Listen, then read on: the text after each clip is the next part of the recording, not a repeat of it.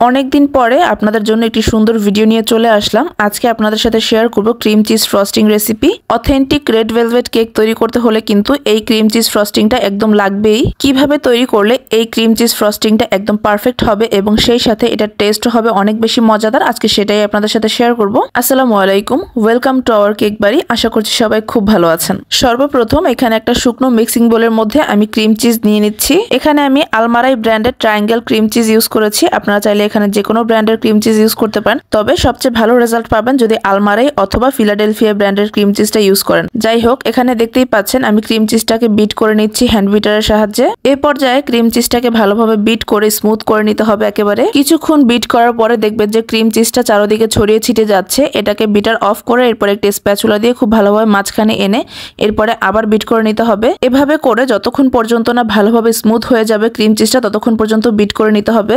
এই যে দেখতেই পাচ্ছেন আমার ক্রিম চিজটা বিট করতে করতে স্মুথ হয়ে গিয়েছে। এবার আমি বিটারটাকে অফ করে চারদিক থেকে ক্রিম চিজটাকে মাঝখানে এনে দিচ্ছি বোলের। এবার এই ক্রিম চিজের মধ্যে অ্যাড করে দিচ্ছি 1 কাপ পরিমাণ হুইপড ক্রিম। ক্রিমটাকে দিয়ে এবার বিটারে লো স্পিডে বিট করতে শুরু করব।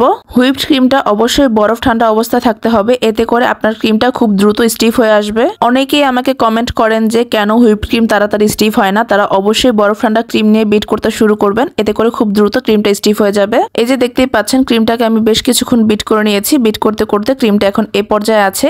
এরকম পর্যায়ে চলে আসলে এর মধ্যে আমি অ্যাড করে দিচ্ছি 2 টেবিল স্পুন পরিমাণ গুঁড়ো দুধ। এই গুঁড়ো দুধটা অ্যাড করার ফলে এই ক্রিমের টেস্ট অনেকটা বেড়ে যাবে, সেই সাথে ক্রিমটাও কিন্তু খুব ভালোভাবে স্টিফ হবে। এই তো এবার বিটারের মিডিয়াম স্পিডে বিট করতে করতে ক্রিমটাকে একদম পারফেক্টলি স্টিফ করে ফেলবো। যারা ক্রিম বিট করলে খুব একটা ভালো স্টিফ হয় না অথবা ক্রিমটাকে স্টিফ করে রাখতে পারে না, তারা অবশ্যই এই পর্যায়ে গুঁড়ো দুধটা ইউজ করবেন, এতে করে ক্রিমটা কিন্তু খুব ভালোভাবে স্টিফ থাকবে অনেকক্ষণ। এই যে দেখতেই পাচ্ছেন ক্রিমটাকে আমি খুব ভালোভাবে বিট করে নিচ্ছি।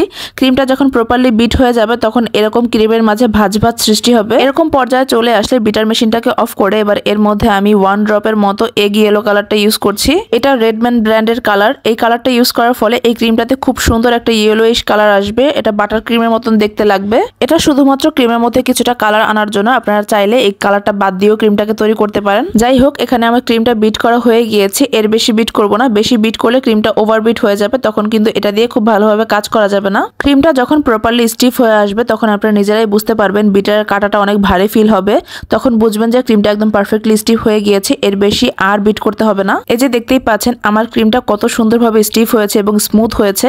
এই ক্রিমটা খেতেও কিন্তু অসম্ভব রকমের মজাদার। বিভিন্ন ধরনের আইটেমের মধ্যে আপনি এই ক্রিম চিজ ফ্রস্টিংটা ইউজ করতে পারেন। এছাড়াও রেড ভেলভেট কেকের মধ্যে কিন্তু এই ক্রিম চিজ ফ্রস্টিংটা ইউজ করতে হয়। আশা করব আমার আজকের এই ক্রিম চিজ ফ্রস্টিং রেসিপিটি আপনাদের সবার ভালো লাগবে। ভালো লাগলে একটি করে লাইক, শেয়ার এবং কমেন্ট করে যাবেন। সেই সাথে আমার ইউটিউব চ্যানেলটিকে সাবস্ক্রাইব করতে ভুলবেন না। সবাই খুব ভালো থাকবেন। আল্লাহ হাফেজ সবাইকে।